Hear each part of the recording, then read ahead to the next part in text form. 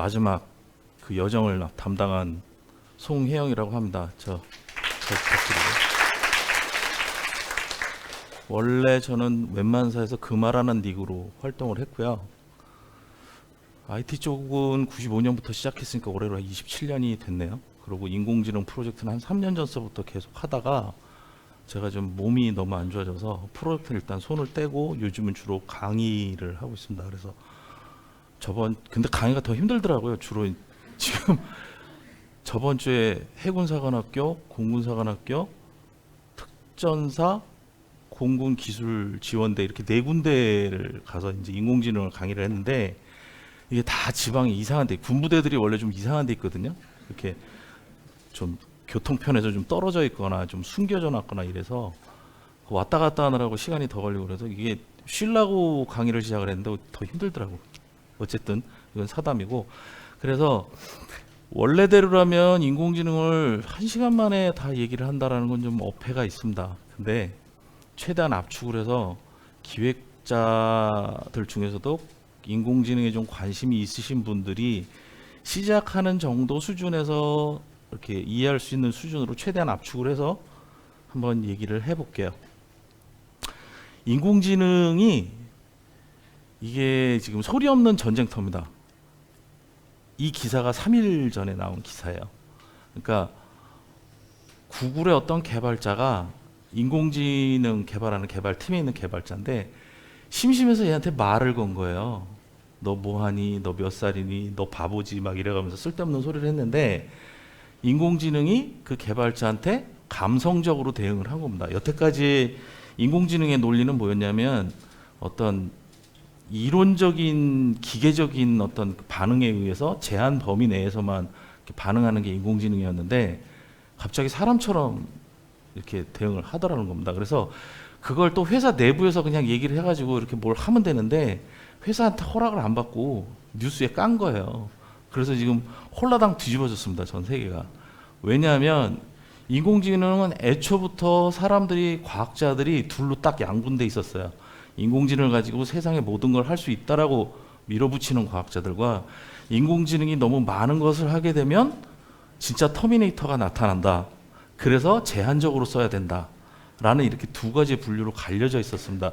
주로 아직까지는 그 윤리적인 측면에서의 어떤 그런 것 때문에 그 후자 쪽에 이제 많이 이렇게 영향을 받아서 그 인공지능이 개발이 되고 있었는데 이것 때문에 이제 지금 홀라당 뒤집어졌죠.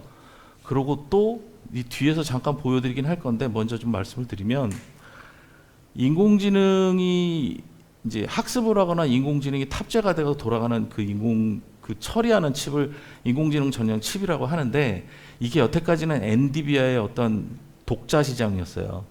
근데 오늘 아침에 제가 이걸 정리를 하고 버스 타고 오는데 뉴스에서 한국에서 드디어 인공지능 칩을 만들어냈습니다. 그것도 테스트 버전이 아니라 상용화 버전으로. 내년부터 그 칩이 양산이 되면 엔비디아는 여태까지 갑질했던 거 다 개원해야 될 판이에요. 지금 그런 상황이 벌어지고 있습니다. 그래서 소리 없는 전쟁터예요. 매일 뭐가 바뀌고 매일 뭐가 태어나고 매일 또 없어집니다. 그럼 우선 인공지능이 뭘까? 여러분들 다 알고 계시죠? 뭔가 사람처럼 반응하고 뭔가 사람처럼 대응하고 이러는 게 이제 인공지능이다. 다들 이렇게 알고 계실 거예요.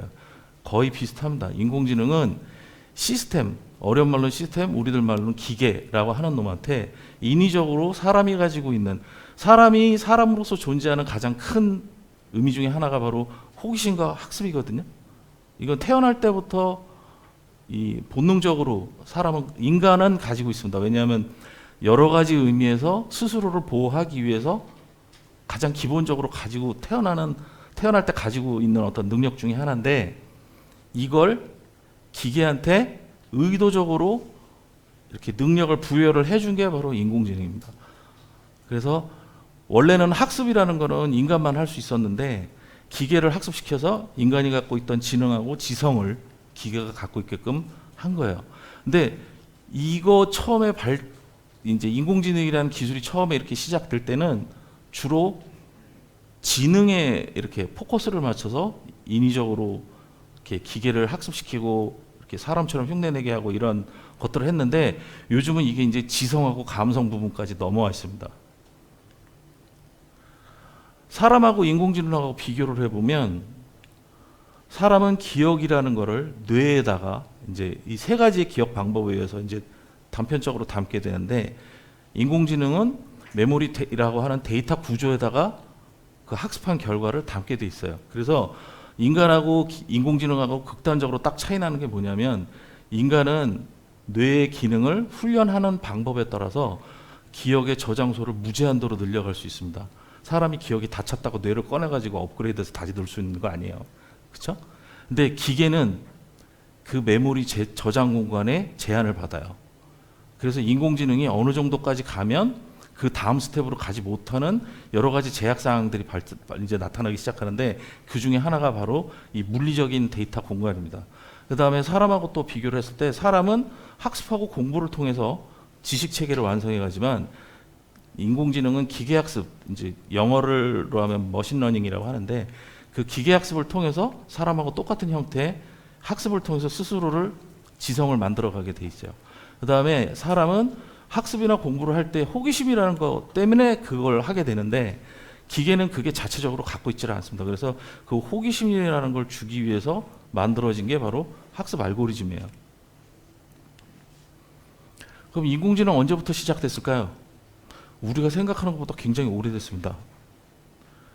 최초의 인공지능을 언급한 건 기원전 6세기에 호모가 쓴 일리아드 서사시라는 굉장히 장대한 서사시가 있는데 거기 18번째 시편에 오토마타라는 얘기가 나오면서 저 인공지능을 가지고 있는 인간을 대체하는 로봇에 대한 얘기가 나옵니다.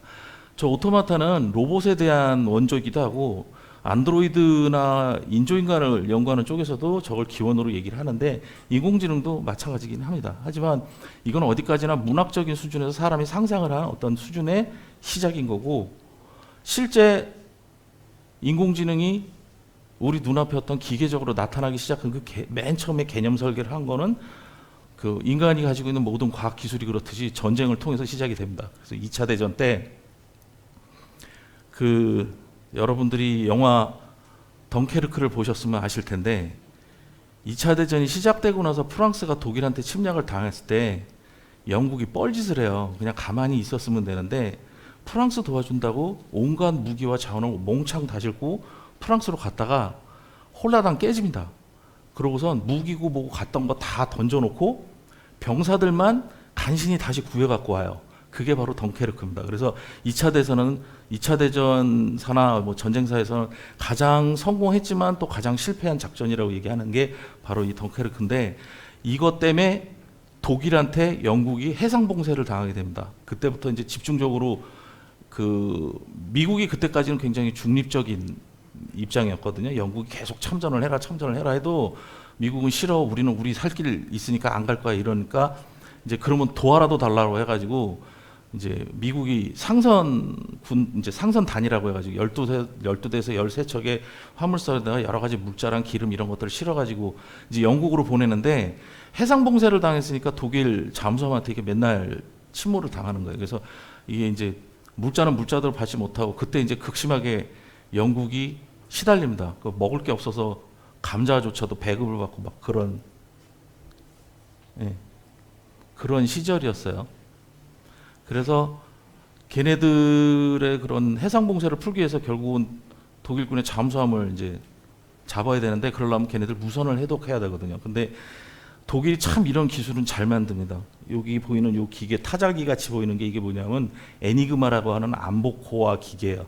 근데 기계적으로 작동을 합니다. 그래서 사람이 쓰는 문장을 타이핑을 치면 전혀 의미 없는 상태의 다른 단어로 출력이 돼요. 그럼 그걸 보고 전신병이 그 당시에는 이제 모든 무선이 뚜뚜라고 하는 이 모르스부호 체계를 가지고 있었거든요. 모르스부호는 감청이 다 됩니다. 무조건 대역폭이 공개돼 있는 거기 때문에. 그러니까 영국 애들도 다 듣는데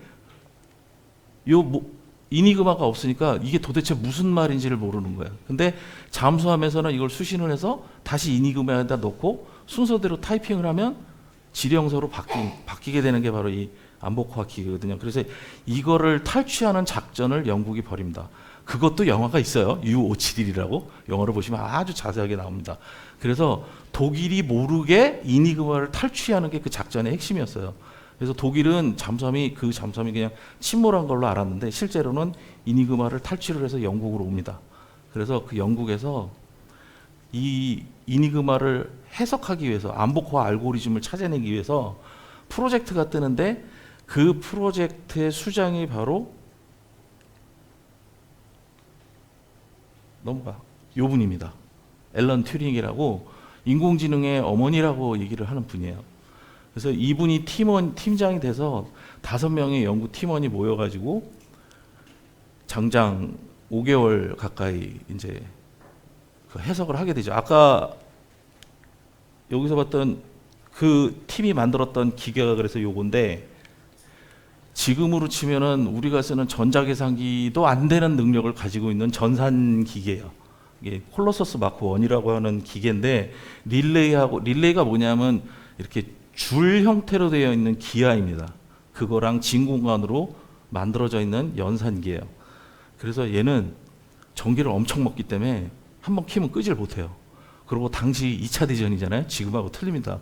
전기가 굉장히 고급 저거예요. 그래서 이걸 하기 위해서 도시 하나의 전기를 다 끌어다가 여기다가 때려 박습니다. 그 정도로 이제 필사적이었죠. 그래서 이 앨런 튜링이 그 콜로서스를 가지고 애니그마를 실제로 성공을 하고요. 이것도 영화가 있습니다. 그 이미테이션 게임이라는 영화 있어요. 그거 보시면 거기 아주 자세하게 나오는데 그거를 통해서 실제로 해독하는 데 성공을 하고 독일군한테 암호기가 탈취당했다는 걸 모르게 하기 위해서 일부러 알면서도 또 안 가르쳐 주는 경우도 있어요. 그래서 그 팀원들의 한 명이 자기 사촌 친구가 그 배 타고 있는데 알려주지 못하게 합니다. 그래서 실제로 그 이제 침몰이 되고 죽고 뭐 그런 비극도 있고 한데 하여튼 그래서 이분이 2차 대전이 끝나고 나서 거기서 썼던 그 이론을 바탕으로 해서 기계와 지성이라고 하는 논문을 만들어냈는데 이 기계와 지성이 지금 인공지능 하는 알고리즘의 가장 밑바닥이 되는 이론이 돼요. 실제로 이분은 좀 많이 비극적인 삶을 살았는데 그 뒤에 이제 그걸 갖고 특허를 내서 이제 좀 기계를 만들어서 돈을 벌려고 발표를 하려고 했더니 이니그마가 너무 기계가 좋아서 전쟁이 끝난 뒤에도 한동안 영국하고 미국에서 이걸 통신 장비로 씁니다. 군 통신 장비로. 그러니까 실제로 돌아가고 있는 통신 장비에 대해서 학교에서 발표를 해서 까발리면 큰일이 나니까 프로젝트를 중지시켜요. 위에서 이제 눌러가지고.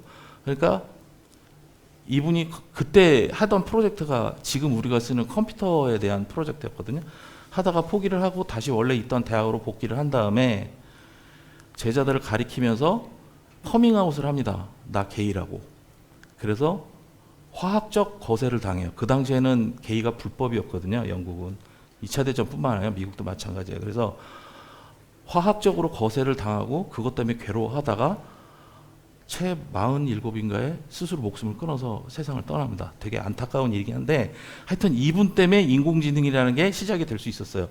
그 다음에 한동안 계속 답보 상태를 가다가 1956년 뉴햄프셔에 있는 다트머스 대학이라는 데서 수학자와 기계공학자들이 모여가지고 다트머스 이런 컨퍼런스를 합니다. 근데 그 컨퍼런스의 주제가 뭐냐면 지능이 있는 기계를 만들어 보자였어요.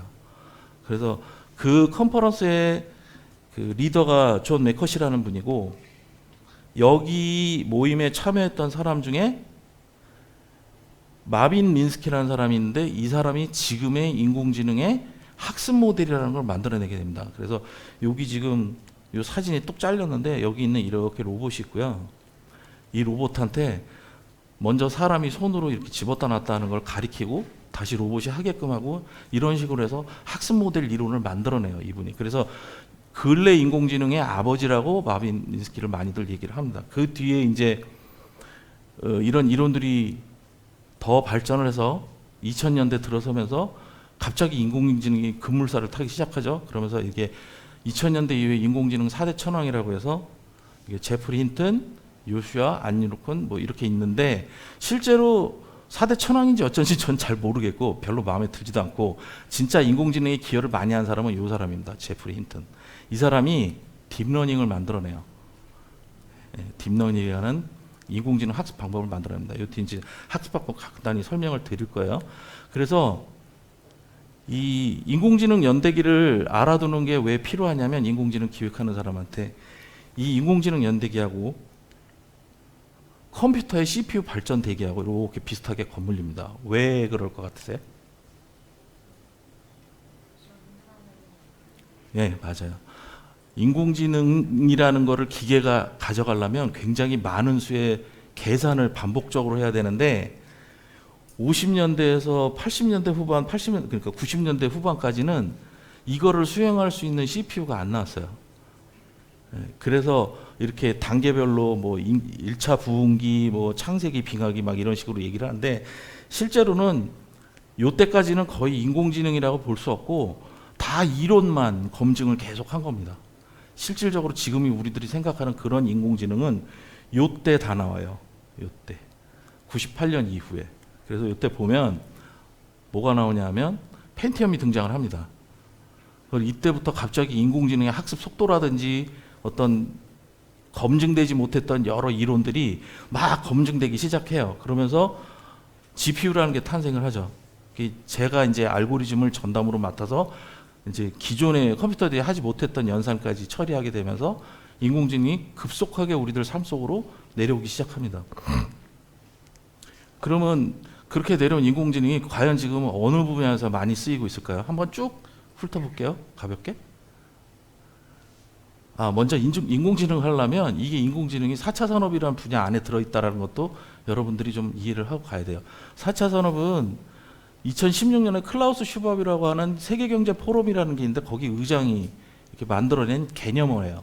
그러니까 이렇게 명사처럼 지금 많이 쓰고 있는데 실제로는 개념어고, 이 개념에는 공유, 오픈, 그 다음에 분산, 이게 핵심입니다. 내용이. 근데 그거를 기존에 우리들이 가지고 있던 기존 기반들의 기술들, 클라우드 서비스라든지 컴퓨팅 기술이라든지 무슨 IDC 서비스라든지 그 기타 블라블라블라 여러 가지 통신 기술을 다 모아서 4차 산업에서 해야 되는 이 세 개의 가장 중요한 그 이념을 담아서 새로운 서비스를 제공한다. 이게 이제 4차 산업의 핵심이에요.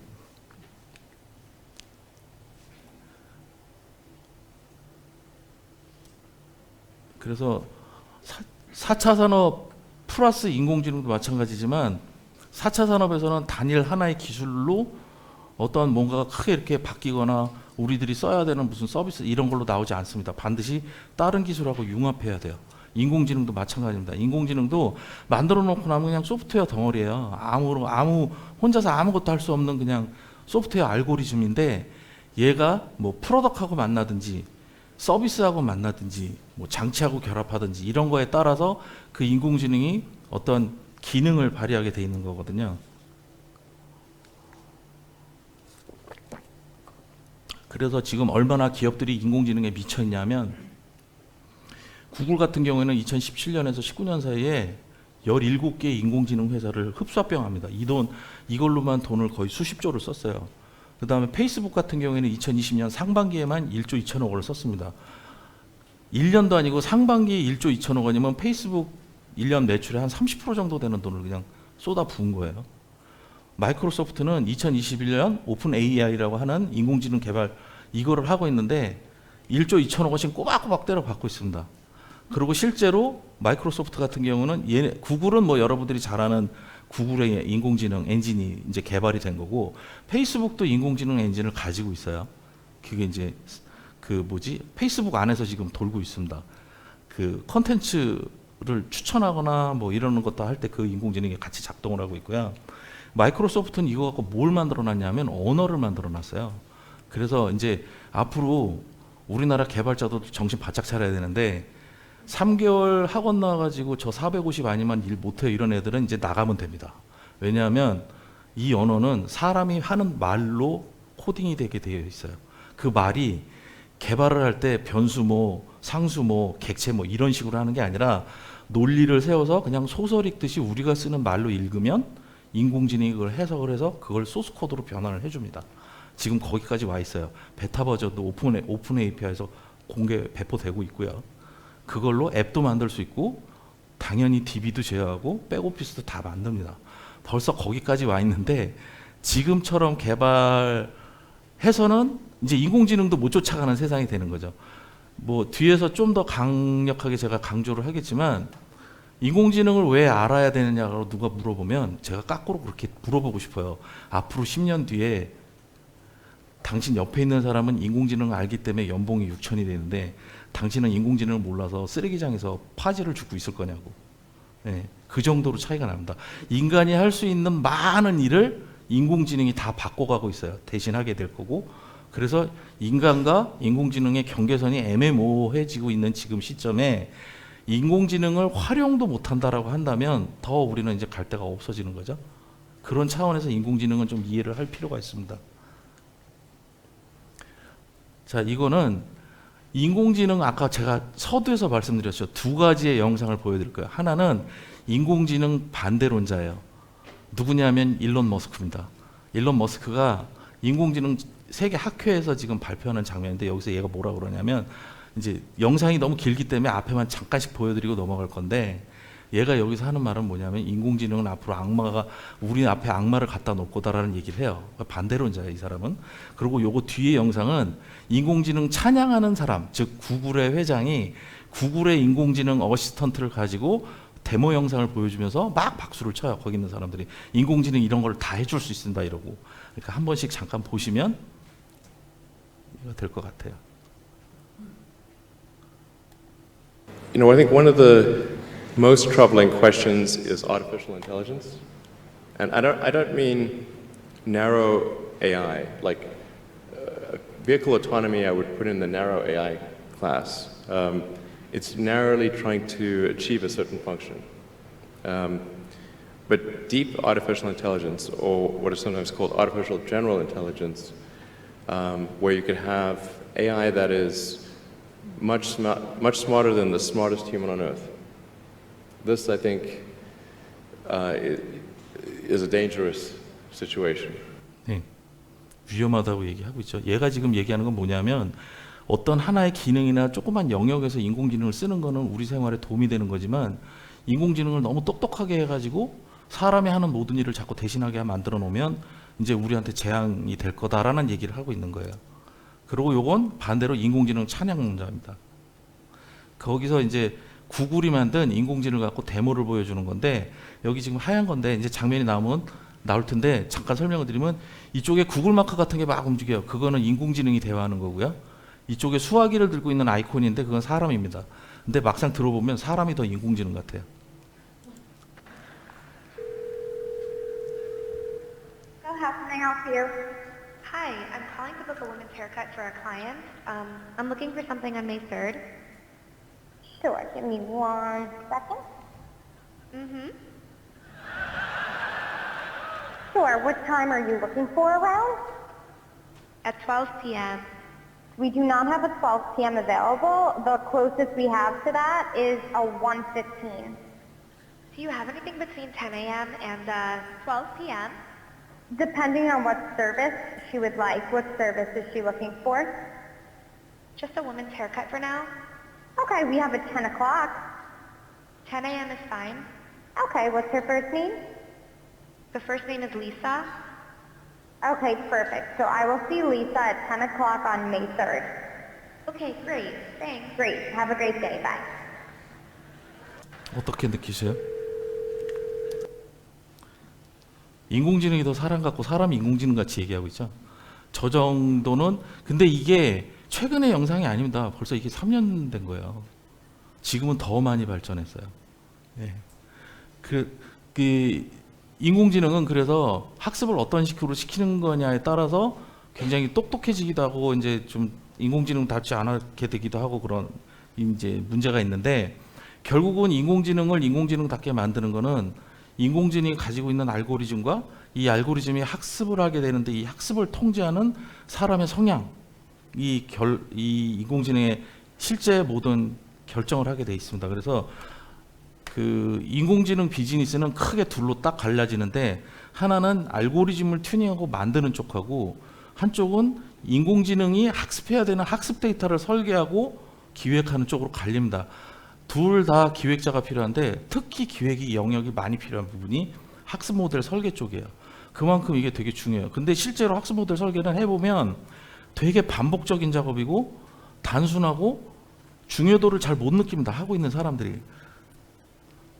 근데 실제로 그 학습을 잘못 시켜놓으면 어떤 상황이 벌어지냐면 그 학습 모델을 설계한 사람의 성향을 인공지능이 배워서 따라하기 때문에 그 모 회사에서 인공지능으로 채용 시험을 본 적이 있었거든요. 근데 학습 모델을 설계한 사람이 여성 폄하자였어요. 그래서 그 인공지능이 그걸 똑같이 배워서 면접할 때 그대로 해서 여성들을 다 탈락을 시킵니다. 그래서 나중에 그게 밝혀져서 그 사람 잘리고 인공지능 엔진 다 걷어내는 사건도 있었거든요. 자, 지금부터 이제 인공지능 적용되는 케이스들을 잠깐 시간이 없으니까 간단하게 설명하면서 좀 보여드릴게요. 요거는 인공지능이 주로 영상을 보고 판독하는 그 기능만 구현한 인공지능입니다. 특히 이 짓은 중국 애들이 정말 잘 만들어요. 중국 애들이 인공지능 되게 기술이 발전했다고 얘기하는데 실제로는 그렇지 않습니다.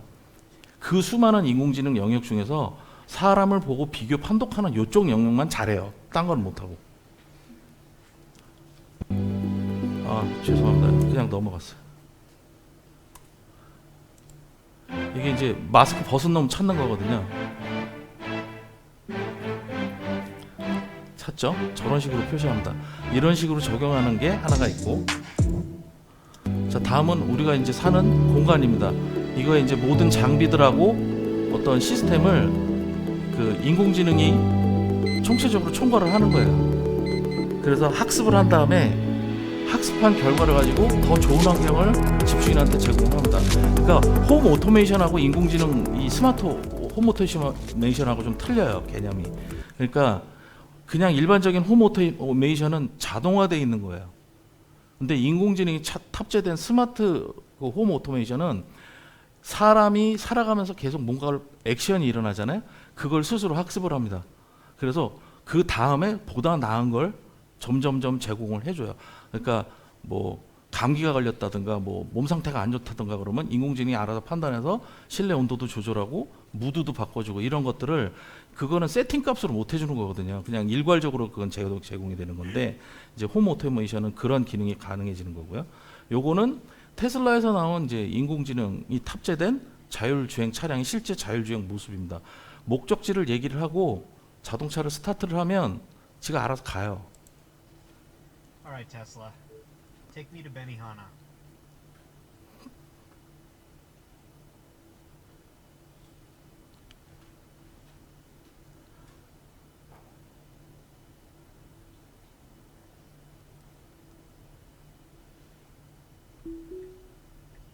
가죠. 이런 식으로. 근데 이게 조금 조작된 영상이에요, 실제로는. 왜냐하면 지금 저렇게 완전히 손을 놓고 완전히 풀 자율주행으로 가는 걸 자율주행 4단계라고 하는데 아직 법적으로 그게 외국도 그렇고 우리나라도 그렇고 허용이 안 돼 있습니다. 최소한 핸들에 손은 올려놔야 돼요. 그래서 3단계까지 돼야 되고, 테슬라는 다른 인공지능 자율주행차하고 좀 가는 정책 방향이 틀립니다. 그래서 차값을 깎아서 이 많이 퍼뜨리게 하기 위해서 원래 인공지능 차량에 꼭 필요한 장비가 있는데 그게 뭐냐면 라이다라는 게 있거든요. 그걸 안 써요. 대신 카메라를 많이 달아서 카메라의 센서로 상태를 파악하고 그걸로 자율주행을 하는 거를 시도를 계속 해왔습니다. 근데 계속 사고가 났죠. 그래서 며칠 전에 바뀌었어요, 정책이. 그것도. 테슬라도 더 이상 카메라만 갖고 안 하겠다, 라이다 달겠다라고 했습니다. 근데 그 이유가 뭐냐면 한국에 있는 모 벤처기업이 라이다를 굉장히 싼 값으로 상용화시키는 데 성공했어요. 그 소식 나오고 얼마 안 돼서 바로 테슬라의 회장이 그 얘기를 한 겁니다. 지금 시간이 좀 짧은, 이제 얼마 안 남았으니까 이런 것들은 후딱후딱 넘어갈게요. 보면서 요거는 실제로 우리 전철역 상도역에 가면 보실 수 있는 건데 스마트팜이에요. 전철역 안에 제한된 공간에 채소가 자라고 있고 이 채소를 인공지능이 탑재돼서 환경 제어를 해가지고 키우고 있습니다. 네, 체험도 해볼 수 있고 여기서 작물도 키워볼 수도 있어요. 이게 이제 인공지능이 적용돼서 적은 인력으로 굉장히 적은 공간에서 높은 수준의 이제 생산물을 만들어낼 수 있는 방법들이고요. 그리고 이거는 이제 인공지능이 많이 적용되는 의료 부분입니다. 우리나라는 이 의료 학회에 계신 분들이 밥그릇 싸움 하시느라고 이게 이제 많이 발전을 못 하고 있는데 그 인공지능이 원격 진료나 스마트 진료 외에 장비 말고 약을 개발할 때도 많이 쓰여요. 그래서 우리나라는 실제로 치료보다는 약 개발하는데 인공지능을 많이 사용을 합니다. 그러니까 그 약품 개발할 때 반복 실험이라든지 배양해가지고 결과를 확인한다든지 이런 굉장히 단순한 작업을 오래 해야 되는데 이런 것들을 이제 인공지능한테 맡겨가지고 사람이 개입하지 않고 굉장히 짧은 시간 안에 많은 데이터를 뽑아내는 거죠. 그 다음에 지금 보고 있는 화면은 이제 선박 자율주행 프로그램입니다. 현대중공에서 만들었고 이제 하이나스 2.0이라고 하는데 이것도 레벨 4까지 있어요. 근데 지금 레벨 2까지 한국이 세계 최초로 완성을 해서 이건 실제로 운항하고 있는 화면입니다. 그래서 물론 레벨 2기 때문에 필요한 사람들은 다 서서 이러고 지켜서 보고 있어야 돼요. 거기서 떠나면 안 됩니다. 보고 있는데 보고 있는 상태에서 인공지능이 해양 상태나 바다 위에 있는 요 빨간 점들이 배들이에요. 배 같은 것들을 파악을 해서 이렇게 피해가지고 자기가 스스로 조종하는 실제 화면이고요. 요거는 요번에 저기 태평양 훈련에 최초로 등장한 미국에서 개발한 인공지능 전투함입니다. 요거는 이제 주로 전투 능력보다는 잠수함을 찾고 추적하는 기능을 갖고 있는데 이 원격으로 제어하는 전투함이 아니고 프로그램을 넣고 자율주행 하듯이 인공지능으로 스스로 명령이 하달되면 작전 행동을 해요. 그리고 요거는 보스턴 다이나믹스라고 되게 유명한 로봇 만드는 회사가 있는데 현대가 인수를 했죠. 그러고선 인공지능을 탑재해가지고 지금 로봇을 만들고 있는데 예. 그 전투 로봇입니다. 요건 이제 스마트 시티고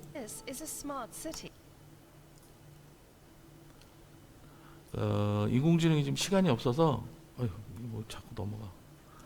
제일 중요한 것만 몇 가지를 저 말씀드리고 끝내도록 하겠습니다. 아까도 말씀드렸지만 그래서 인공지능 개발할 때 가장 중요한 게 학습이라는 부분이 있고 학습을 어떻게 설계하고 그걸 모델링을 어떻게 하느냐에 따라서 인공지능 비즈니스의 결과가 바뀝니다. 인공지능을 학습할 때 학습 방법이 3가지가 있어요. 첫 번째, 지도학습, 문제하고 답을 같이 줘서 학습을 시키는 겁니다. 가장 1차원적인 학습이고 그걸 통해서 사물을 판단하게끔 하는 거예요. 그 다음에 비지도학습, 이건 뭐냐면 일종의 자율학습 같은 건데 쉽게 얘기하면 문제만 주고 답을 안 줍니다. 대신 인공지능이 알고리즘을 통해서 계속 반복 학습을 하면서 스스로 답을 찾아가게끔 되어 있어요. 그 다음에 이 비지도학습이 좀 더 그 학습의 수준이 딥하게 바뀐 게 바로 딥러닝이에요.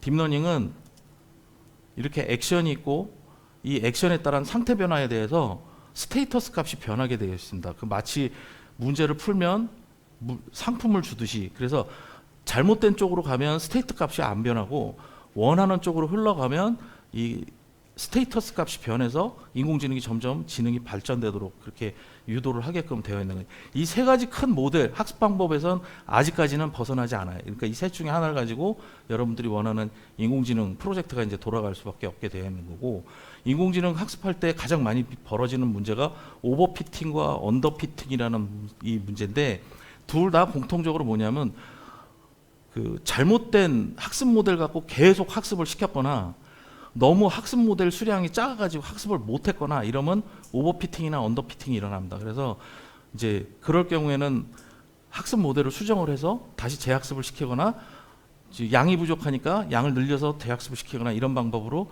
수정을 하게끔 되어 있어요. 그래서 여러분들이 인공지능 프로젝트 하면 가장 먼저 부딪히는 문제가 뭐냐면 인공지능은 학습을 한 번 한 다음에 그 다음 학습한 내용, 변경된 내용을 여기다 이렇게 어태치를 못 시켜요.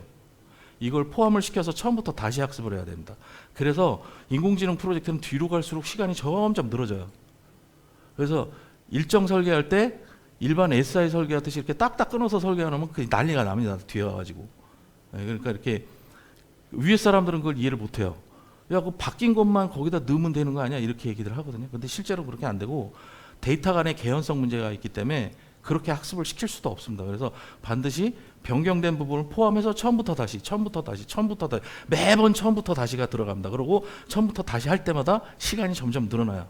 그래서 심화 이제 저 같은 경우는 공항공사 프로젝트 할 때 거의 마지막 단계에서는 학습 모델만 학습시키는데 한 달 보름이 걸렸어요. 그 정도로 이렇게 데이터가 늘어나면서 시간이 바뀌어간다는 리스크가 있다라는 것. 그게 제일 중요하고 그걸 통제를 잘해야 된다는 것. 2분 남았으니까 딱 요것만 얘기를 드릴게요. 인공지능을 하냐 못하냐를 갖고 그래서 앞으로는 내가 기득권에 속하냐 기득권에 속하지 못하냐로 이제 갈리는 세상이 오게 됩니다. 아까 말씀드렸죠. 개발도 이제 말로 하는 세상이 온다고. 근데 그런 거는 점점 더 많아질 겁니다.